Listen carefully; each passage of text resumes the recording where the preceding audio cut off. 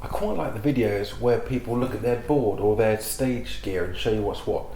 So I'm going to do that. I'm going to show you how I've just shrunk my board down to just a small strip of pedals, and I found it's been brilliant. Like, obviously it's taken a long time to distill it, but I love it. It means that when I'm teaching, when I'm gigging, it's light, it's easy to carry. I'm not using valve amps.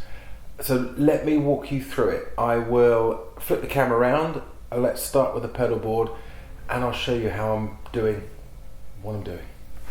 Okay, so here's my board. The guitar's going into this one on this end, and this is the Nocturne. This is a prototype pedal. So essentially half of this is a light speed and the half is a clon.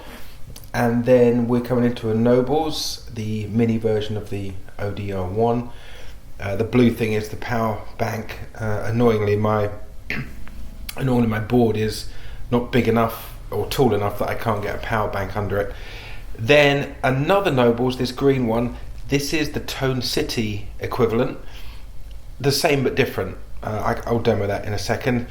And then it could be argued this is kind of cheating a little bit, where I've got a lot of things on the stomp. So what I've got on the stomp is compression, and then we have gain. I simply use that for like a volume lift. I found 3.2 dB is the sweet spot. Then a graphic equalizer, a chorus. Now this is interesting. This is something I thought I'd never do. This is an amp model. So I was using the Iridium. I love that. Nothing wrong with the Iridium. But in the interest of stripping the board down and making it a bit simpler, I thought, well, I wonder if there's one in here. And actually, the clarity is really quite good. So that's what I'm using. And then I've got two delays. I nicked this from That Pedal Show, 40 millisecond delay. And from Paul Gilbert, I nicked the idea of a 300 millisecond delay, and then a spring reverb. And from there, I actually go into that thing, the Katana, straight into the power amp. That's the 100 watt version 2, straight into the power amp direct. So the only thing that's functioning on the Katana is the volume. That's literally it. So everything really just comes down to what's happening over here. So what I'll do, I'll put the phone on a tripod, and then I'll actually demo the sound so you can see how this is giving me pretty much everything I need for more or less any gig, actually. Okay, so here's the POV of the pedal board. What I'm going to do, of course, this is the beginning of the tone shaping, but I'm actually going to take you to this end first, because I want you to hear what I've put on the delays. So if I turn everything off for a sec, so here's sort of the flat sound. Oh, by the way, I'm going to the Les Paul straight into the board. So the first thing I have is a very simple delay. I stole this off That Pedal Show. 40 milliseconds, barely any feedback, and it effectively just thickens things up. Essentially, it kind of doubles your signal, but not really. It's not even like a slap back. Think of it, if it was a font, you've just put a shadow on the font. That's all that's happening. It's just kind of pulling out of the paper a little bit. And then here, this is what Paul Gilbert says he does live, and I've used it, and actually it's amazing. Like a single repeat. And I've set that 329 milliseconds. I wasn't trying to be that precise, it's just the way it came out. And then the other thing I've got on that is a spring reverb.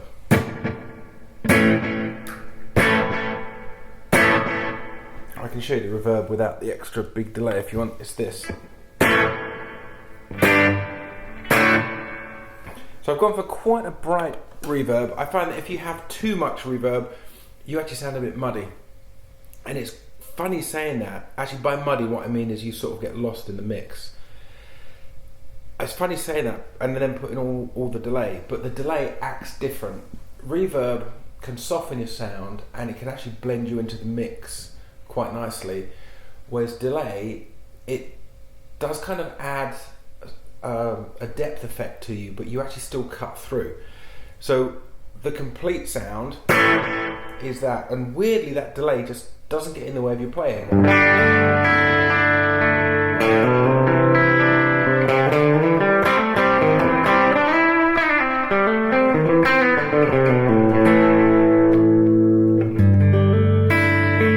I find it works well if I'm doing strummy things or maybe funky bits. Or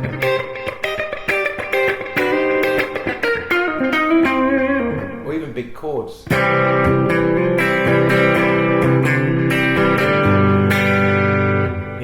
Really works in all conditions. And then over here, this is where the tone begins. So without this, here's the flat sound, and with, so this is that classic edge of breakup sound, which, you know, this is my pedal, I guess my pedal. It's a light speed essentially on the blue side of it, so it's giving that natural sound of the guitar, simply adding a bit of drive, no real colour to the tone or anything, but it means that on the bridge pickup I can push it and get that classic Kerrang sound. And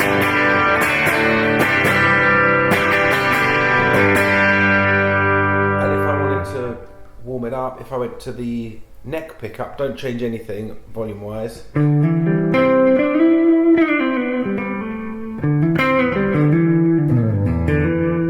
so for most of the gig, that's where I am. I'm either strumming along or doing some crunchy chords. That's kind of it. If I wanted a bit more, then I've got this, which is a clon type of idea. So without, I'll go on the bridge. With,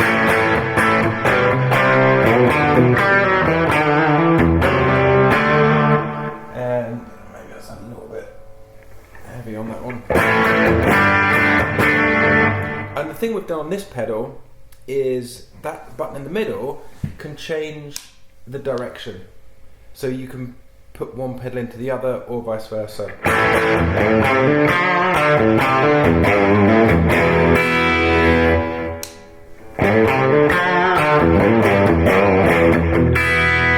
So I don't know if you know the rule. The rule is that the last pedal you hear in terms of drives is the voice you get.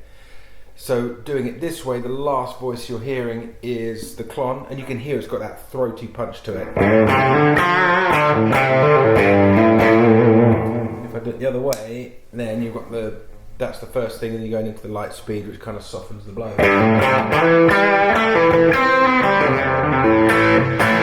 I kind of prefer it that way, because what the clon does is it pushes the light speed more, so you actually get more drive that way.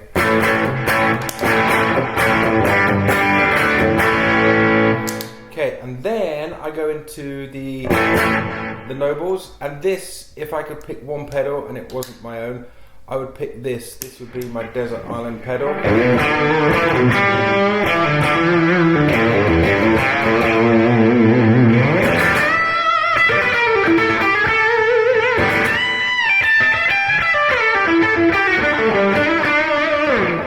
Also then cleans up pretty nice too.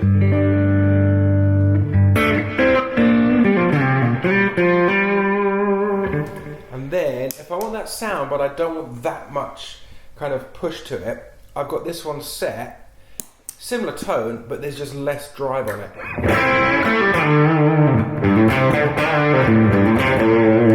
I'll show you both. There's this one.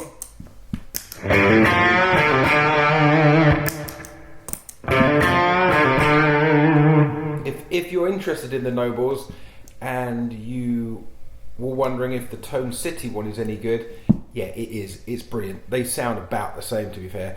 This, you can shape the tone a little bit more because you can also cut the bass out. Whereas the Tone City, your bass, because it's known for kind of being quite punchy or low, the bass is set. There's not even the dip switch inside it. So if you wanted to shape the tone more, definitely get that one. If you just want the sound and you're trying to watch the budget, then this one is completely fine.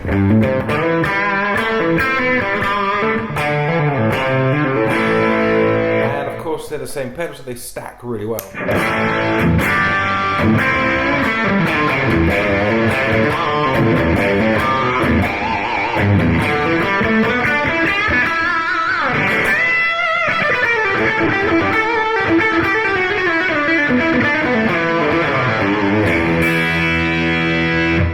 No matter what's happening there, I've always got the blue side of the Nocturne on, always. And then here, there's a lot of effects on this, but 3 of them are always on. 4, in fact, 5, 6 of them are always on. So I've got the reverb is always on, the 2 delays are always on. The amp model is always on, and that's a clean amp, by the way, that Line 6 Clarity. If you haven't tried that one and you've got one of the Helix things, I would definitely give it a shot. It was between that and I think it's the one that's trying to be a PRS pedal. Is it the Architect or the Placator? Oh my gosh, I can't remember. But the one I decided on was the Line 6 one. It seemed the most colourless, if that makes sense. It didn't really give you a voice that you might not want. So I've also got compression and EQ on there. The thing I use probably the most is this one, which is a dB gain. I think they call it gain, but it's not gain in the sense of a guitar gain, it's just volume boost. So without it, I don't know how well that'll come across on the video, but it's just the tiniest lift. So what I try and do is set all my gains at unity, so they in other words, they don't change the volume when they come on. But sometimes if you have a solo, you do want to push through in the mix. So I might go from here, back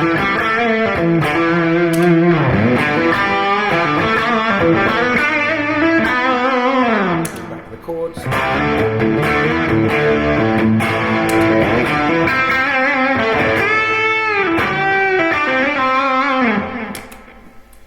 And the other one I sometimes add in is the chorus.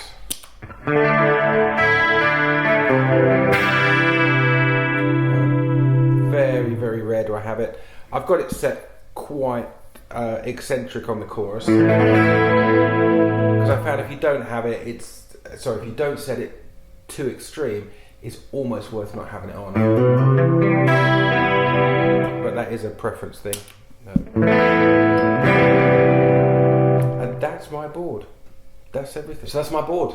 I did have an HX effects on there as well. That's when I had a bigger like pedal train board. I also had the Lightspeed on there. I had the prototypes of the Nocturne on there. I've tried a lot of other drives. I've tried the Blues driver. They're great. They're amazing. For me, this is working quite nicely. I have changed recently from a Telecaster to a Lester, and I think that might have made a big difference in the tone choices. But what I love about it, especially with the Nocturne, is that I can have clean and then edge, just without changing anything other than the guitar.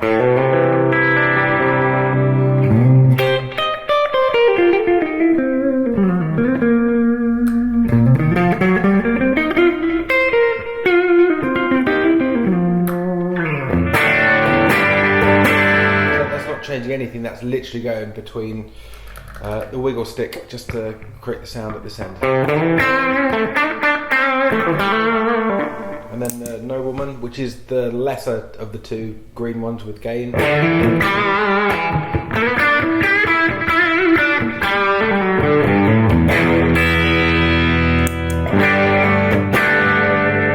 Yeah, I really enjoy it. And this will be my forever board until it changes. Give it time, it will definitely change. I'm trying to keep to one guitar. I promised myself, or challenged myself, that I would try and do a guitar fast. In other words, just one guitar. I cannot make that work for everything. So far, yes, and I'm really enjoying this.